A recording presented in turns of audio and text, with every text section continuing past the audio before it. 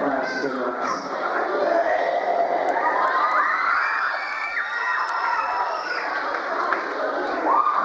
Eyes look a little bit baggy too.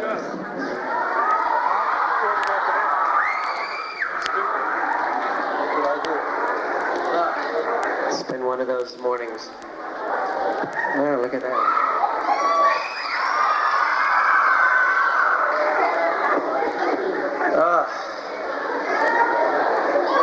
What?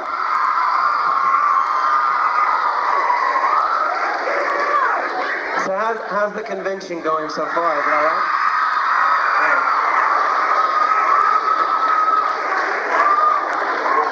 I'd like to give a real special thanks to 2 people who have been so faithful and supportive throughout the years, and it's real great to see them finally have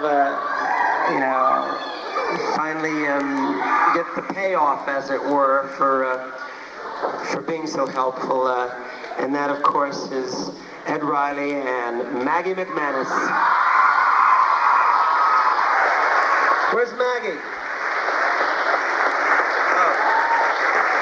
Maggie's in the back? All right, thank you, Maggie.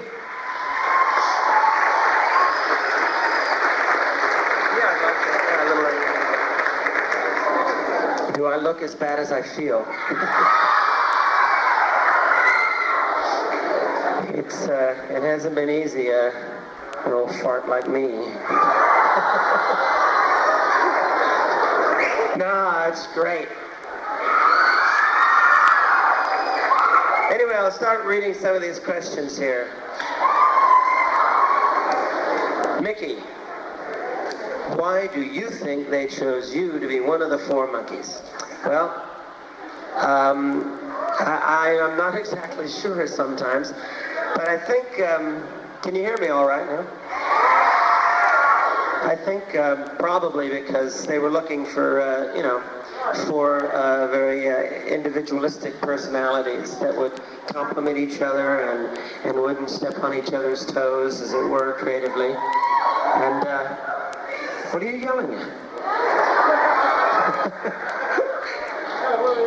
And I think that's one of the reasons, and also because I bribed them the most. I paid the most money, and that helped. Who actually chose you to sing lead on the songs? I.e., a little Latin phrase there. Why did you sing lead on many of Nesmith's songs? Well, quite simply, when we did get cast in the show, Mike, had in those days and still does very country western kind of sentiments, and at that time country western wasn't really big in the pop charts, and not like it is today. And also, and Peter, of course, had very folk rock kind of sensibilities, and again in 66 that wasn't real big in the pop charts. Davey has a great voice, of course, but at the time he was, what did I say, voice?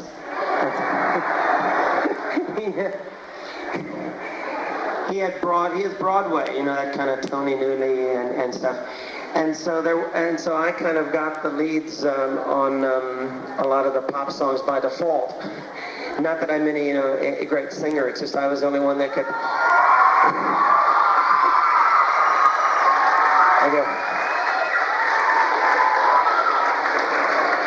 It's just that I was the only one that could scream, like an idiot for 3 minutes. So I think that's how it happened. I said, who can scream like an idiot? And I went, ah! And they said, all right, you're the one. Oh, that's a nice question. Hi, I'd like to know how Coco is doing and what she's been up to lately. Coco's my sister, and she was out on tour with us, and she actually sang on a lot of the original Monkee tunes in the background. She sang on Shorty Blackwell, and she did it was a duet with me on one of the songs. I can't remember exactly which one it is, but she's doing fine. She lives in San Francisco area, and she's having, oh, you're from area. That's a nice place. She's doing real well. She's just having another baby, actually. She's going to have a baby, actually, on stage at our Great Adventure. We thought that'd be a real nice kind of, encore to the show. After we finish Pleasant Valley Sunday, Coco come out and have a baby.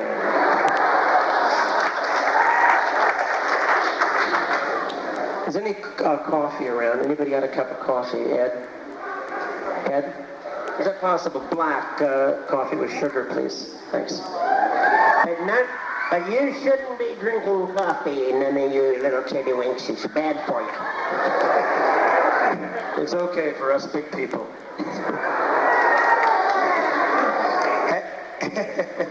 I noticed that.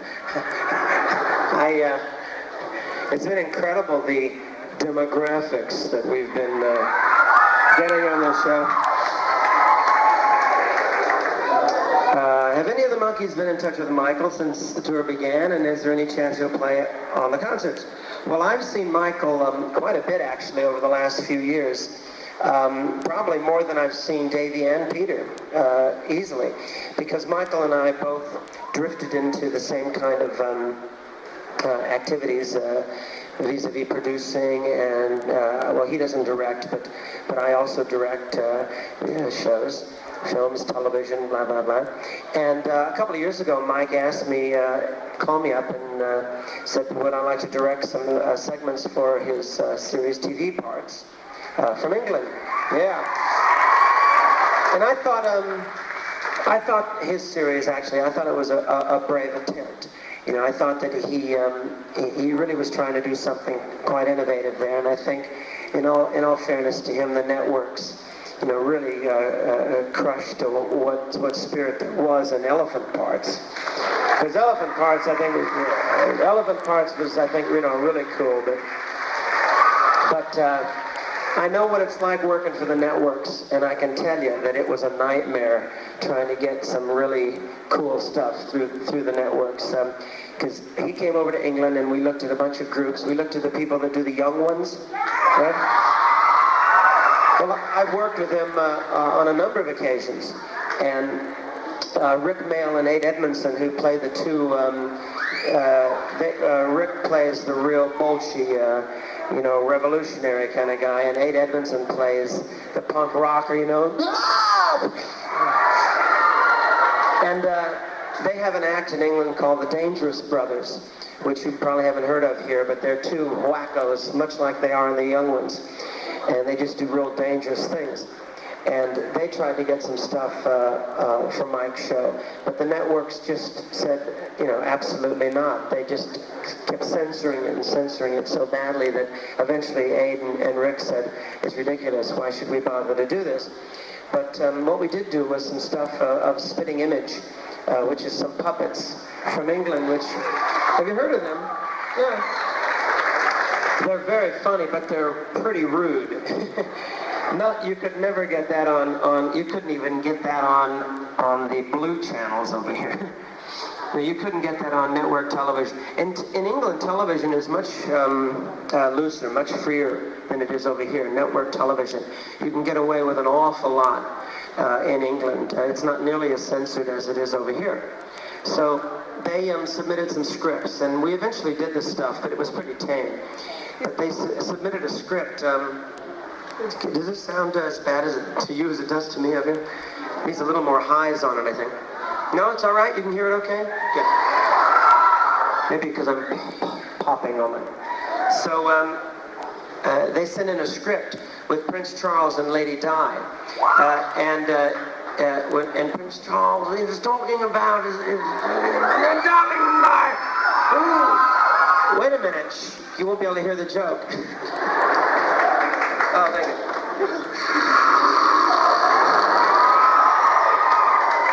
There's Maggie McManus. A big hand for Maggie.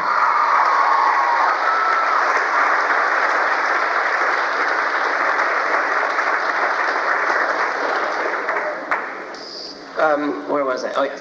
So Prince Charles was talking to Lady Di. Oh, Di, darling, I think Prince Willie has done a doo-doo in his diapers. Well, it was one of the lines in the thing that Prince William had done a doo-doo in his diapers. And I got back a telegram, a telex from NBC, essentially saying, you have to strike that whole joke because there can be no reference to fecal matter. So you see what he was up against. I mean, you know, you can't say doo-doo in your diaper. I mean, Jesus Christ.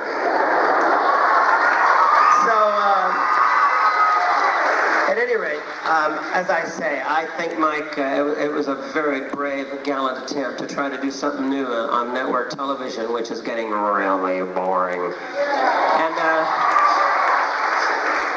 at any rate, so Mike and I have a couple of projects that we've talked about over the years about doing.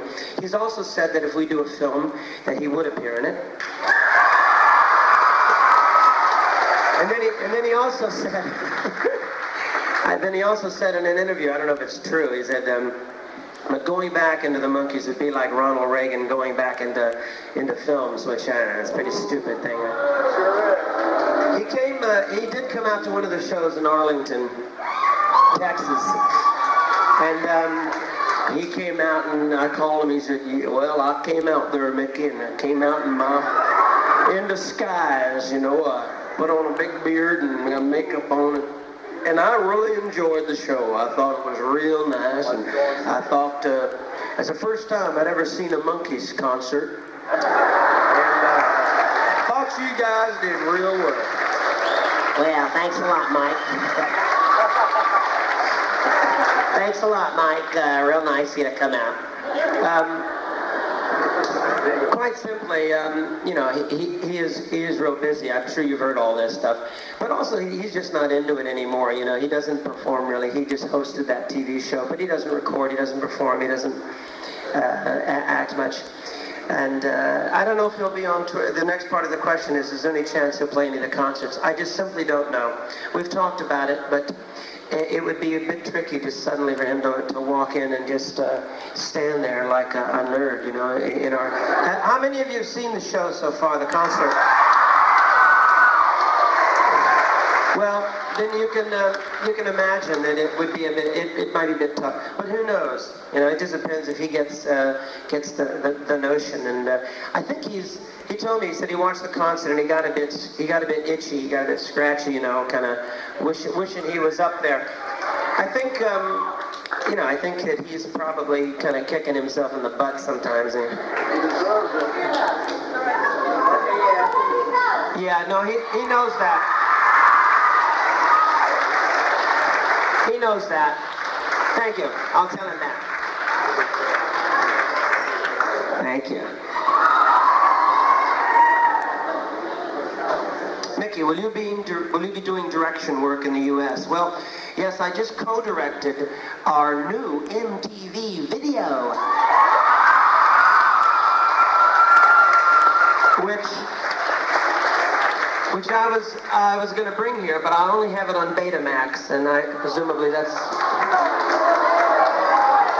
I figured that, but it's premiering. It's the new MTV video that we did for That Was Then, This Is Now.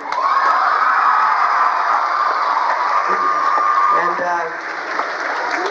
it's premiering on MTV. If you can get a Betamax, I can get you a copy if you want. But you need Beta, because that's what I have on the bus. Okay, Betamax is what you need. But anyway, go rent one. Anyway, if not, you'll see it. It's not the finished version anyway. It's not mixed, so it's a bit now. But you'll see it on MTV. I think it premieres this Thursday sometime on MTV. I co-directed that. And I mean, it's pretty tough directing yourself when you're on stage, you know. Move over, okay? Look that way, okay? But I will be doing some direction work. I've been thinking about directing a monkey film if we make one, but I'm not sure. I mean, it's pretty difficult. It isn't easy to direct yourself, especially on comedy and stuff like that. Woody Allen's the only man I know that has even got close, you know, to doing it well. And so I don't know. I mean, I think I might. What? Mike doesn't direct. He produces. He's executive producer. You'll help me? I'm sure we can work something out there.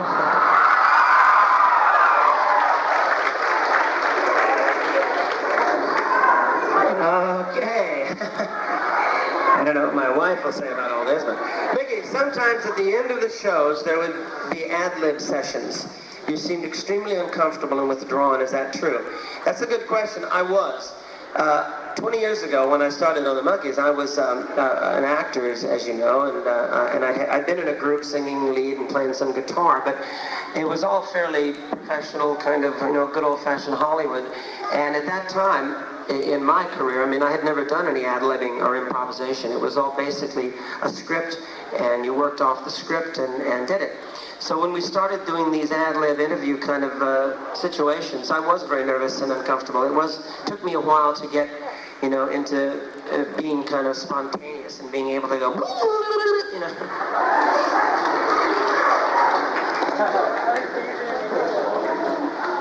It's too long. Now, what is the meaning of the Texas Prairie Chicken? Nothing. It means absolutely nothing. No, I forget. I think it was a bit where I come out and I say, Mike says to me, what does your button say? And I say, love is the ultimate trip. And I say, what does your button say? And he says, mine says, save the Texas Prairie.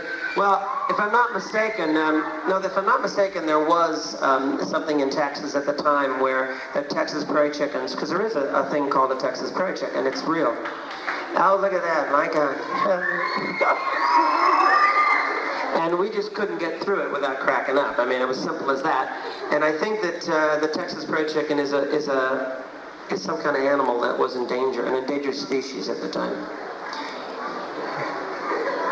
Hey, Micky, I was wondering if you were half Spanish, because in the Christmas episode, your pronunciation in Rio Rio Chio was very good. No, man, hey, what's happening? No, but I come from California, man, so I used to ride with the lowriders in California, man. It was cool, hey, man, what's happening? No, I lived in Southern California, and half of it's now Spanish, and I love Mexico, and I love the Latin people, and I took Spanish in 4 years in high school, but I can't remember a word, but I can pronounce it pretty good. I forgot about that song. How did that go? I forget. Does anybody remember how it went? Who can sing it?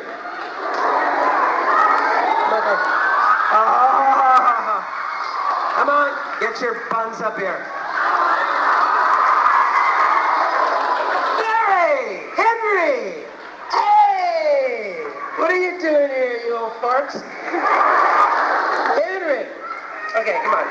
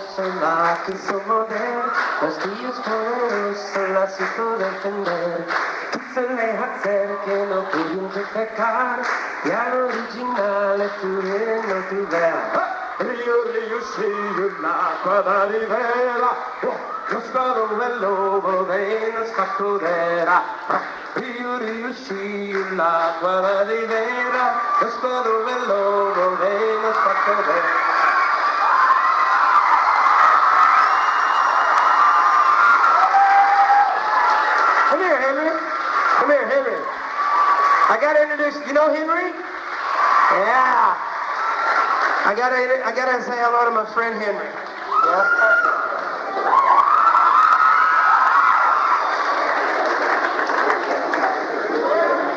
Do you know all these people? Have you been introduced officially? Yeah.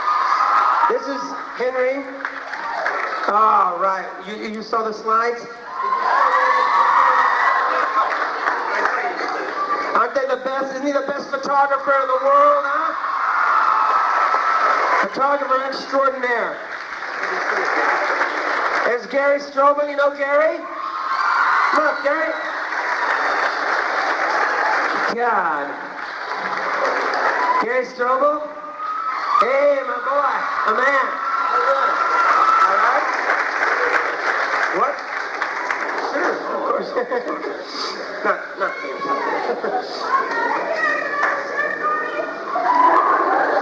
Yeah, do a shirt for me, Gary. And what did Frodis really mean? You can ask Henry. Ask Henry Dills. He'll tell. You seem to mention Star Trek a lot of your interviews. Are you perchance a Trekker? Not a Trekkie. I didn't realize. Is Trekkie a dispersion? It's Trekker. Where's Claudia Burton? You're Claudia. Hi, Claudia. So Trekkie is kind of a rude, like, Trekker, I say. Well, yes, I know I'm not a Trekker. I mean, I don't like go to the conventions, but I've watched every episode a million times, obviously.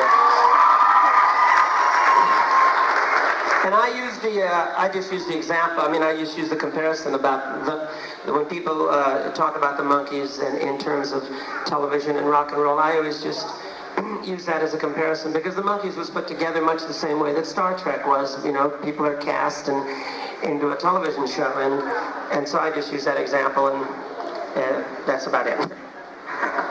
Oh yeah, please, we must know what the words are to the fourth very babbly verse. Very babbly? I don't babble! And going down, we know every other words but those. Oh God. Kim McFadden, where's Kim? Hi, Kim. Are you from Houston? My mom's from Austin. And Mary Jo? Oh, God. Hi, Mary Jo, from Springfield, Illinois. Do you mean, which one do you mean? Which verse do you mean?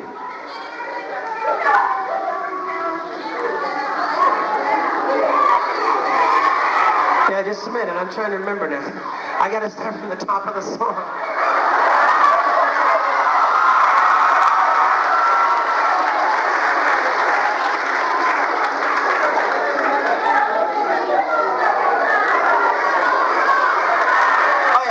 And now I see the life I led. Is that the one? And now I see the life I led. I slept it all away in bed. I should have learned to swim instead. But now it's really got me stumped. I can't remember. Well, and now I see the life I led. I slept it all away in bed. I should have learned to swim instead. And now it's really got me stumped. I can't believe it. Why is it? I'd like to get my tummy pumped. I can't believe they drink this stuff in town. This dirty brown. Is that the one?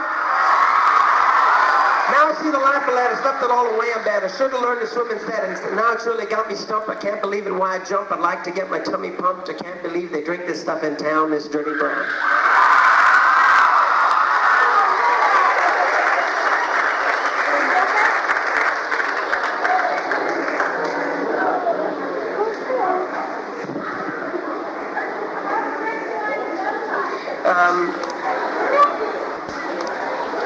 What artists have you produced music videos for, and what does it produce? What? Is the tour going to go to West Virginia? I think we've already done West Virginia, haven't we? Huh? No, we're doing Atlanta in October now. I know we're going through October. I'm not sure what the cities are, but I remember Atlanta. What? We'll do Schenectady, New York. Okay. Well, we'll do your living room. Except you have to make the coffee.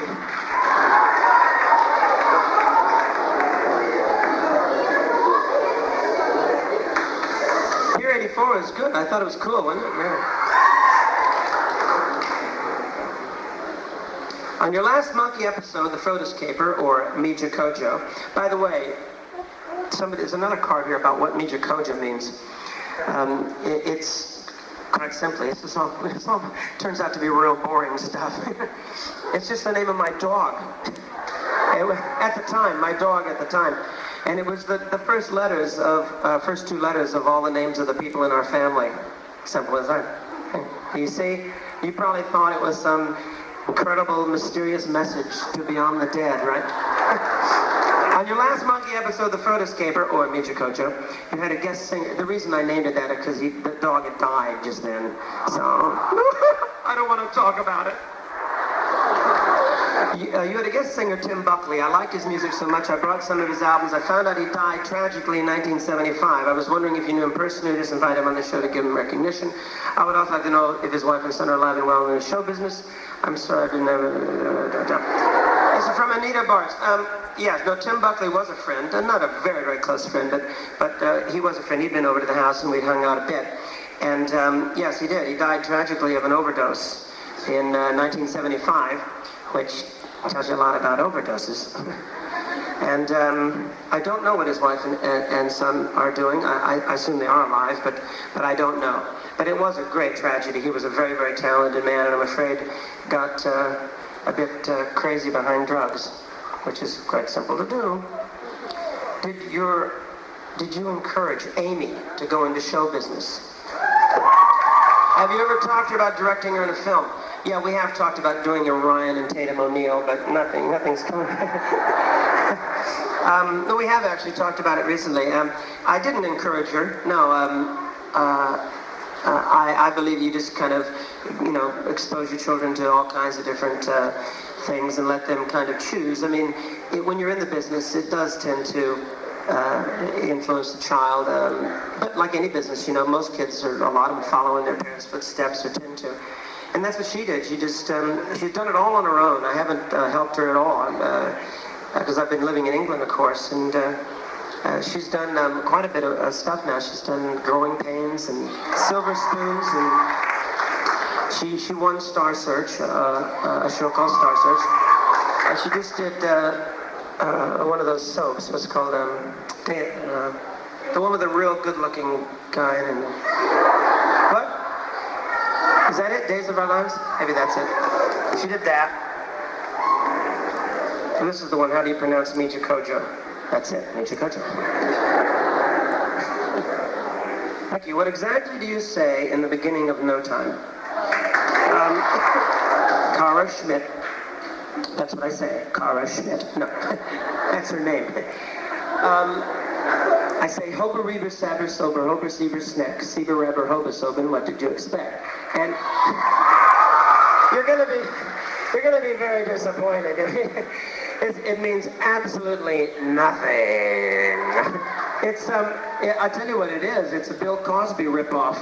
Because in 1967, Bill Cosby was kind of an underground comic. I mean, he was, and I found him and turned Mike Nesmith onto him, and we used to sit around at night listening to his albums and just, roaring with laughter.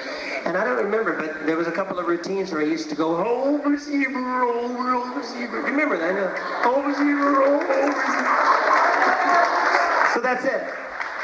So we just went Hober Sieber, Rapper Sober, Hober Sieber.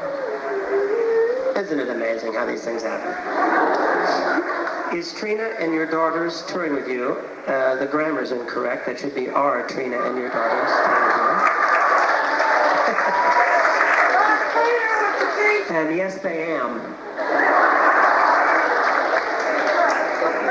Yeah, that's been incredible. They've been having a good time. In fact, the kids now, I have my three daughters, Charlotte, Emily, and Georgia, and they're cute, aren't they? They're so cute. Charlotte's nearly 5. She'll be 5 in about a week.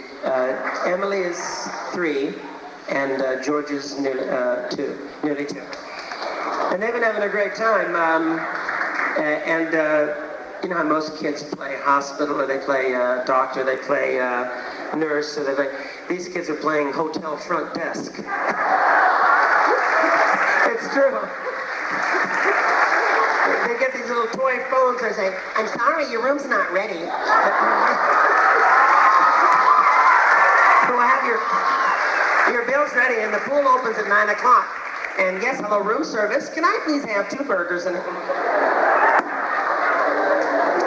Mickey, I saw your name was Braddock on Circus Boy. Was that a stage name or what? It was yes, it was. It was actually then my uncle's name. And what happened at the time I did Circus Boy, you're too young to remember that. What are you talking about?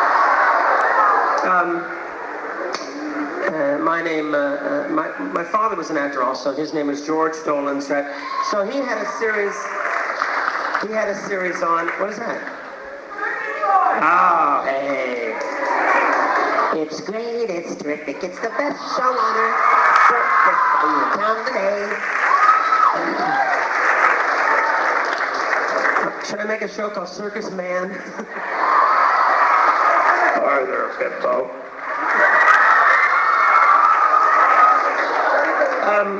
My father was an actor, and he had a series on at the time called The Count of Monte Cristo. And the producers of Circus Boy, when they cast me, they said, well, first of all, Dolenz doesn't sound like a real kind of, Midwest American name, and that people would confuse the Dolenz with they'd think why is, I don't know why they thought it's stupid, but anyway, Braddock was my uncle's name, and they thought that was a bit more kind of, good old-fashioned American. And that's why they bleached my hair, too. They figured that anybody in a circus had to be blonde. Mickey, is the car... What? Mickey, is the car you're standing next to with Peter in the program book yours or Peter's? And what kind of car is it? P.S. Glad you're back on the tube from Milwaukee, Wisconsin. It's my car, actually. Peter came over to England to visit with David Fishoff, the guy that produced the tour, to talk me into doing the tour. And we took some pictures. No, it's my car, and it's a Jaguar.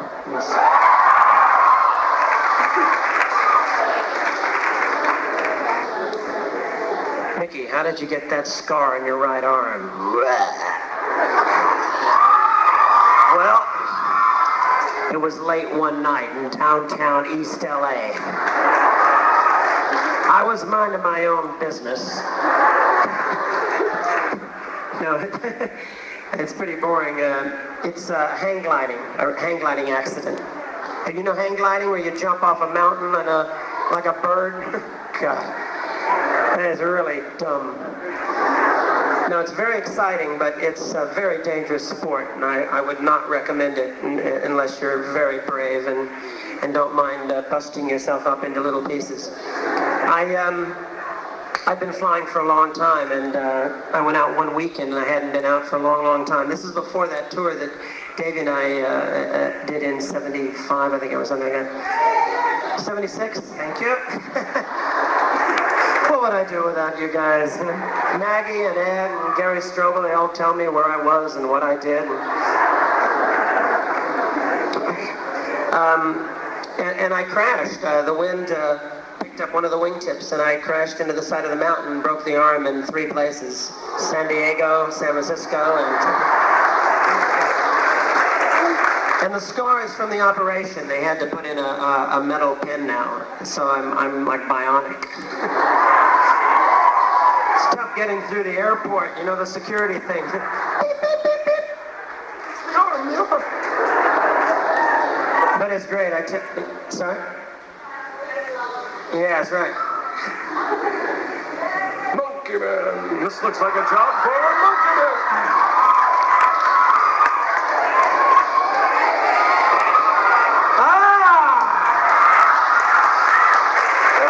God almighty. I'd like to monkey her, man.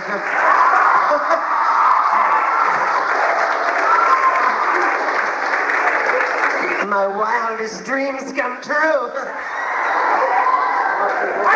That's cool. That is cool. Mickey, on a couple of episodes of the Monkees, you made a comment about not being allowed in Disneyland looking like that. What was the scoop behind that? Lisa Maple Shade. Oh, that was one of our little, agitprop kind of social little comments that we occasionally got past the network censors.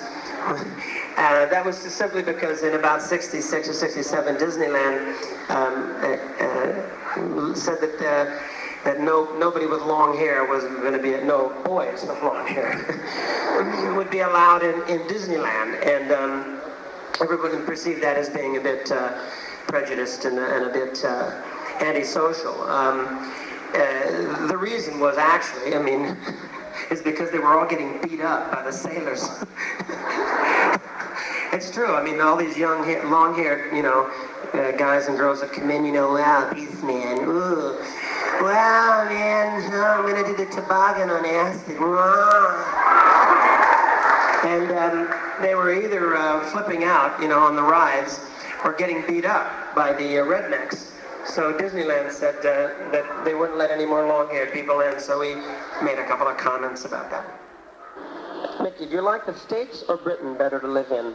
Well, that's a tricky question. I love, of course, I'm born here, so this is my home. But there are a lot of things about England and Europe that I do like an awful lot. I like the fact that it's all done. There's no vacant lots, and there's no telephone poles with wires. So it's very pretty, and it's also all finished, and it's like Disneyland in a lot of ways, England.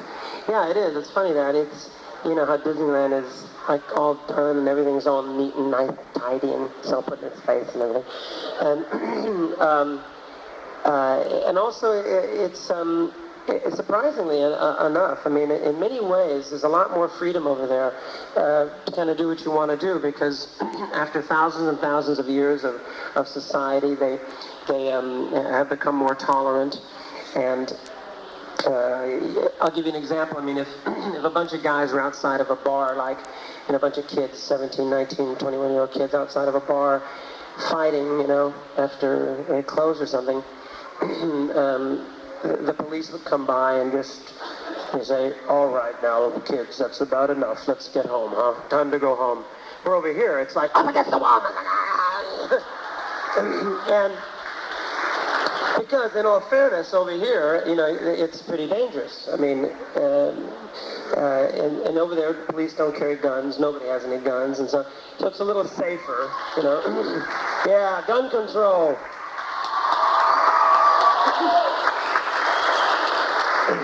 So it's a little safer, and as I say, it's also a little more tolerant. You can just about do anything you want over there without getting in a lot of trouble. And over here, I mean, it's like the Wild West. It still is in many ways, which is great, very exciting, and a lot of opportunity over here. In England, there's not so much opportunity, which is the downside. It's if you're out of work, or if you're just starting out in life with a job or something like that, it is very difficult because the unemployment is real bad, and the opportunities aren't so great. So it's a trade-off, Anyway, I couldn't tell you exactly which I like better. It's 6-1. What? Are you all asking the same question?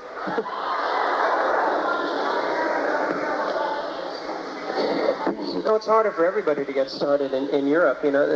Again, they've been around a long time. They were the first to become industrialized, and so they're the first to kind of become obsolete, and there's no room to expand, so it's very difficult to set up new businesses.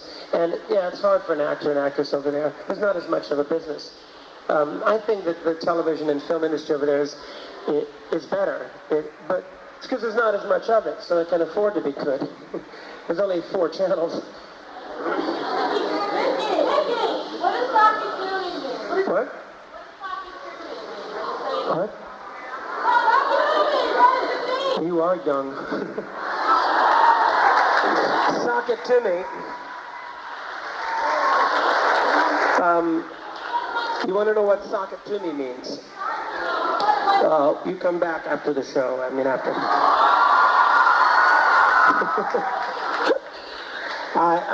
It's off of Latin, isn't it? A Goldie Hawn, and it just means use your imagination.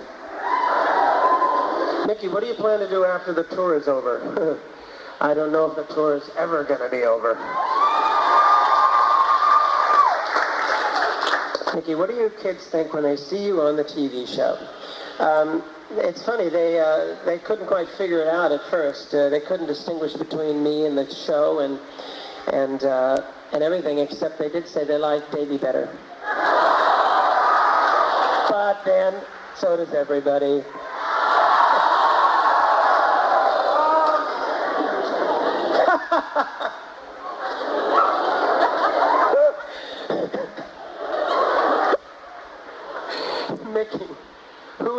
idiot who wants to restart the Monkees.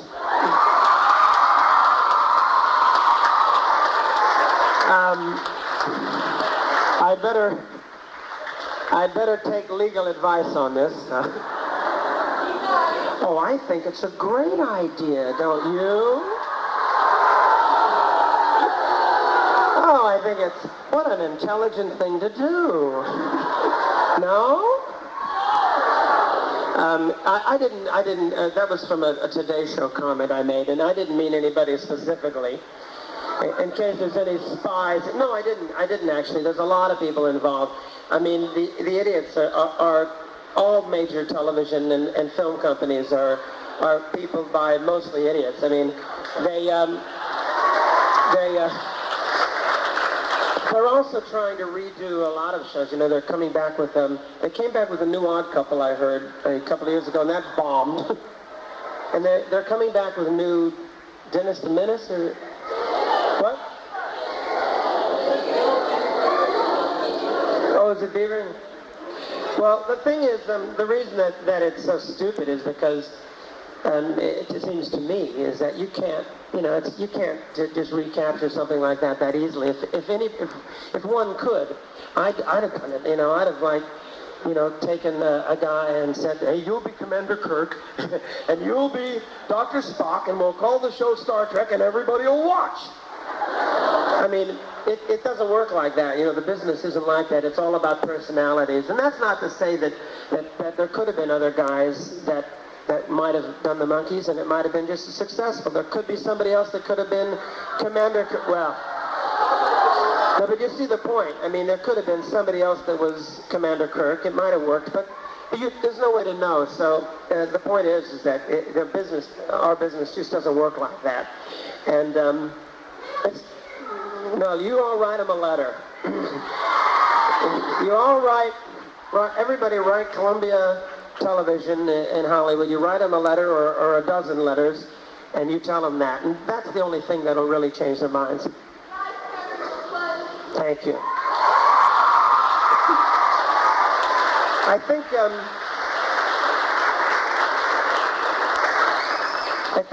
they're finding themselves in difficulty because, of course, in those other shows that they're trying to restart, the people that did the shows aren't around or aren't available or are, Bieber's now 40 years old. But in our case, it's kind of timeless in that sense, like the Marx Brothers or something. It doesn't really matter.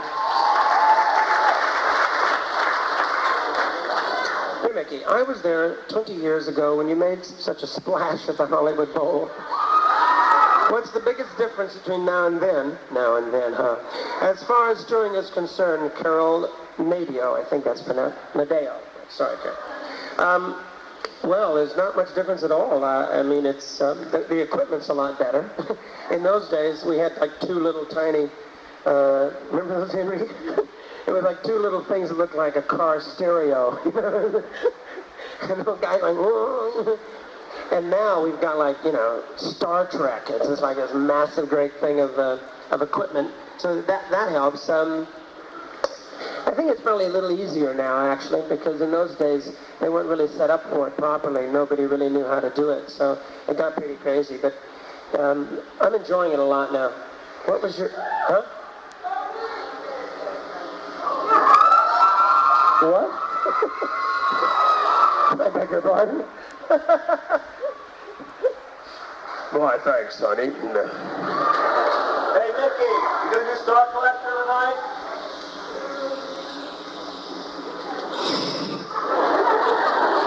Was Shorty Blackwell written about Peter? No. It was written about my cat.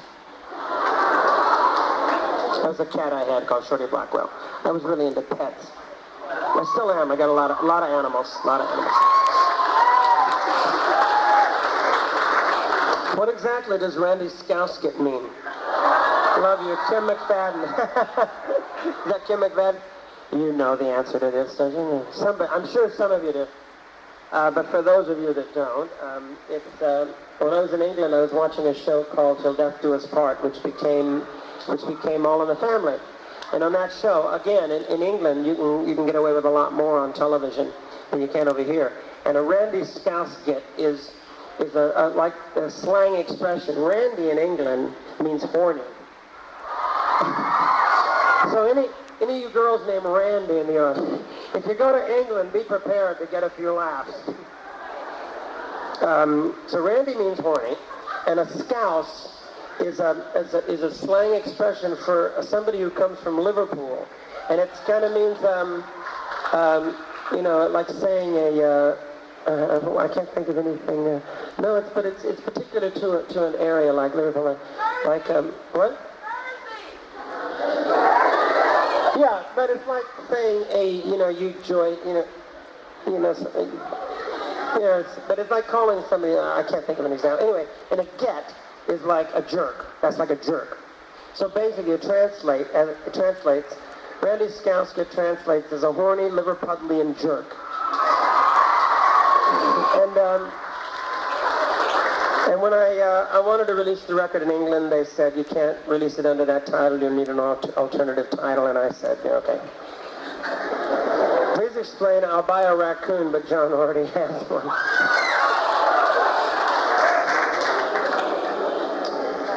Yeah, from Gonna Buy Me a Dog.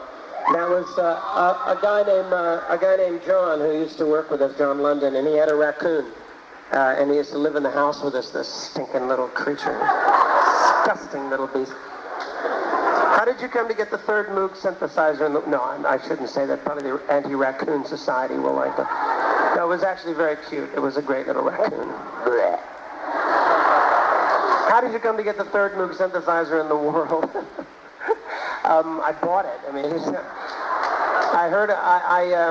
I met a guy in L.A. who was the distributor, and he showed me one, and I was really impressed. And so I ordered one, and I had it delivered to my house. And I sat up for days making sounds like flying saucers, you know.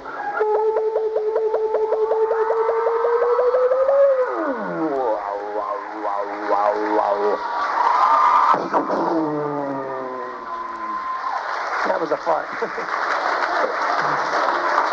If you could, would you do it all over again? No, I was tearing, all the money, and I hated, all the fame, and all the adulation, and all the women. I wouldn't do it again. What a dumb question. Sorry, whoever wrote that.